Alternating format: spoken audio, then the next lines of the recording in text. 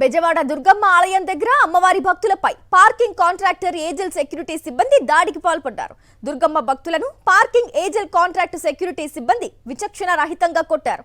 ఈ నెల 10న శనివారం ఉదయం జరిగిన ఈ ఘటనకు సంబంధించిన వీడియోలు ఆలస్యంగా బయటకొచ్చాయి. పార్కింగ్ విషయంలో ప్రశ్నించిన భక్తులపై పార్కింగ్ ఏజెల్ కాంట్రాక్టర్ సెక్యూరిటీ సిబ్బంది దాడికి పాల్పడిన దృశ్యాలు వైరల్ అయ్యాయి. గతంలో కూడా ఇదే తరహాలో దాష్టికానికి పాల్పడ్డారని భక్తులు అంటున్నారు. ఇలా తరచూ దాడులకు పాల్పడుతున్న ఆలయ అధికారులు చర్యలు తీసుకోవట్లేదని, పార్కింగ్ కాంట్రాక్టర్ దోపిడీకి అండగా నిలుస్తున్నారని విమర్శిస్తున్నారు.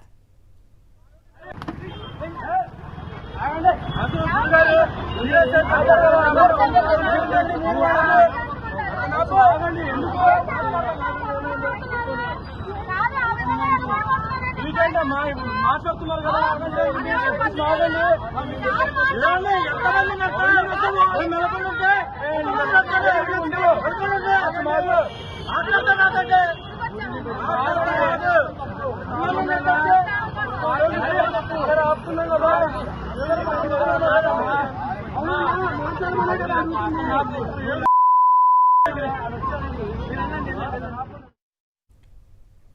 అయితే ఈ ఘటనకు సంబంధించి పూర్తి డీటెయిల్స్ అందించేందుకు మా కరెస్పాండెంట్ అశోక్ ఫోన్ లైన్ ద్వారా అందుబాటులో ఉన్నారు. అశోక్, పూర్తి డీటెయిల్స్ ఏంటి అశోక్?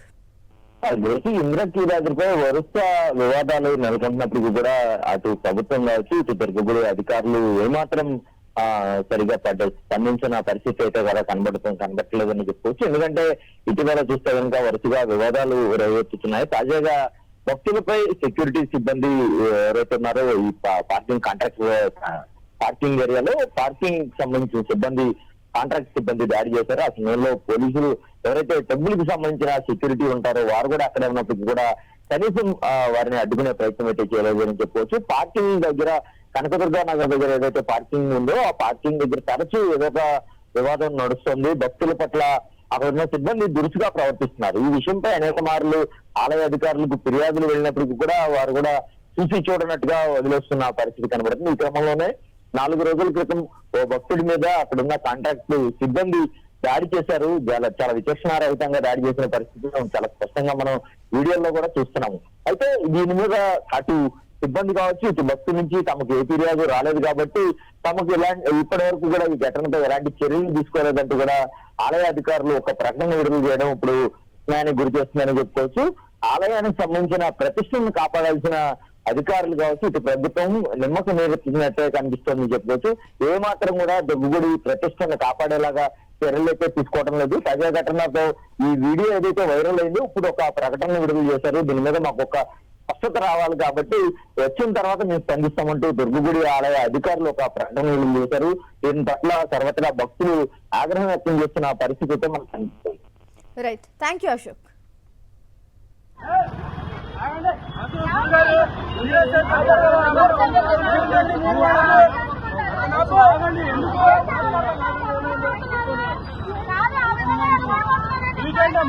మాట్లాడుతున్నారు కదా